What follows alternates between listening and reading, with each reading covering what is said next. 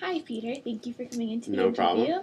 I was looking over your resume and it was very impressive. I just have a few questions about some stuff. Okay. I wanted to ask you first and foremost about your schooling. Sure.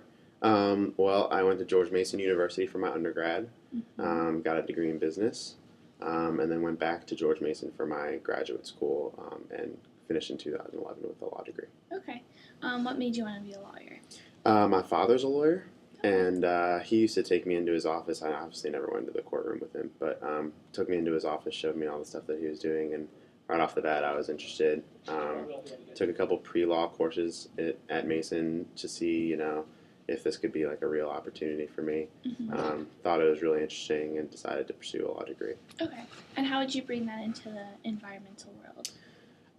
Well, I don't really have a whole lot of experience working in the environmental sector, but I think that it's an easy crossover because, environmental issues are so important in today's world that if you don't notice them and you don't care about them, then you're just going to fall by the wayside.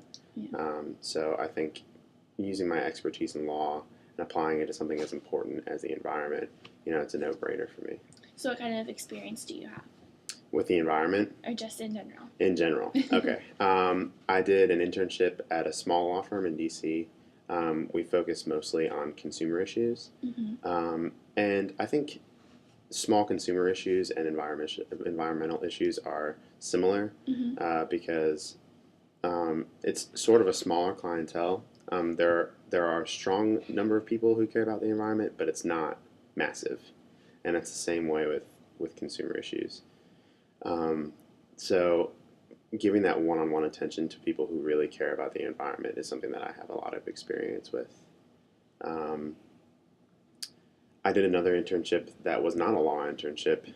It was an advocacy internship with a lobbying firm in Washington. And I think that is very similar to what you guys are looking for in a law expert. So have you faced any challenges in the workplace at these internships? I have.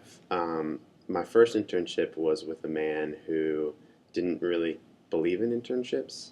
It was just sort of what his company operated on. And so he paid little to no attention to me. So in that internship, I had to be a real self-starter and kind of work independently and then just kind of show him what I came up with. And when I showed him the finished product, he was a little more of a believer than he was at first. Other than that, my second internship was great. They had a really structured, outlined program for their interns, and that was really helpful. Very good. Okay, so what are some of your strengths and weaknesses? I think probably my biggest strength is my writing.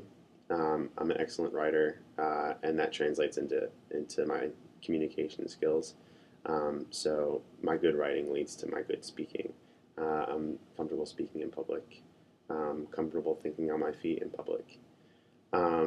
Also, I think that one internship experience made me an independent worker, which I think is one of my biggest strengths.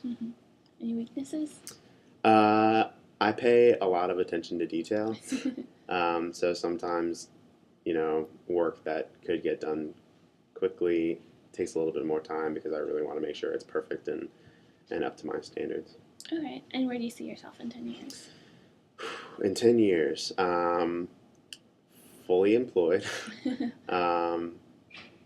in a company that I really care about. And my dad always told me that if you go to work and you're working and it's 2 o'clock and you say, it's 2 o'clock, where's the day gone? That's a job that is right for you because you don't notice that you're working. You're not waiting for your lunch break. You're not waiting until 5 o'clock. And that's my goal in 10 years. All right, well, thank you for coming in. Thank you very much.